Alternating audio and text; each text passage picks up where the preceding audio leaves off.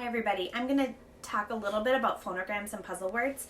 So once your child has been doing phonetic reading for a while, this is usually happening after they've stitched a book bag and start bringing books home, then we introduce phonograms and puzzle words. Phonograms are those other letter blends in our language that make other sounds. So we have a card with a pretty extensive list of phonograms on it, and we use this to teach the children new pronunciations and spelling. And then we have a puzzle word list, and there are 16 sets of puzzle words, 5 and sometimes 6 words in a set. A lot of schools have a sight words list that's more extensive than this.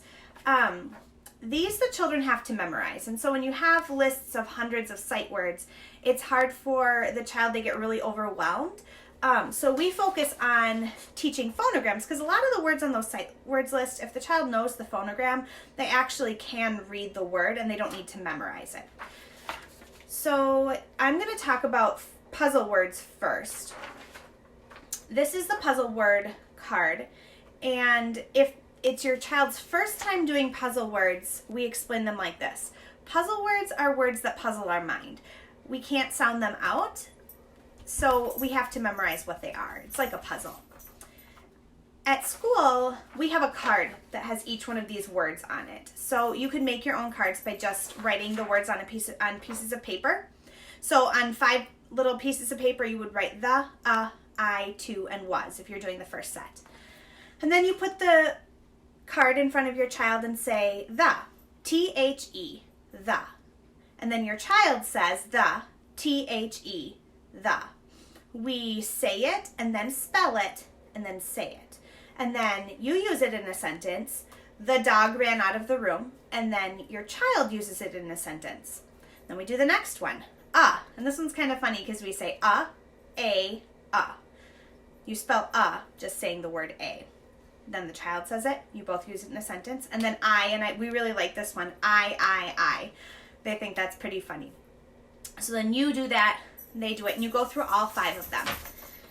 So now your 5 cards are in a row on the table, the, I, to, and was. And you say, you're going to do a 3-period name lesson.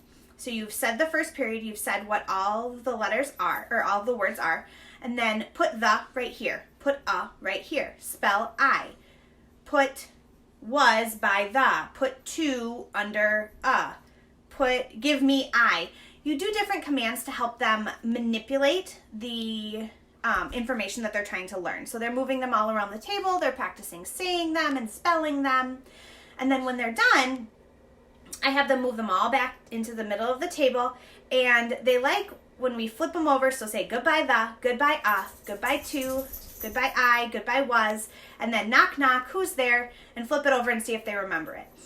Once you've done the lesson, then they write them in a book. So if you've gotten this from me, they'll write it in their phonogram book. Otherwise, just have them write it. You could get a new notebook for this and have them write the words from set 1. The next day, if they can tell you the I, to, was, they put a dot next to them on their card, and then you can move on to the next set. Let me know if you have any questions about puzzle words. I'll do phonograms in another video. Thanks. Bye.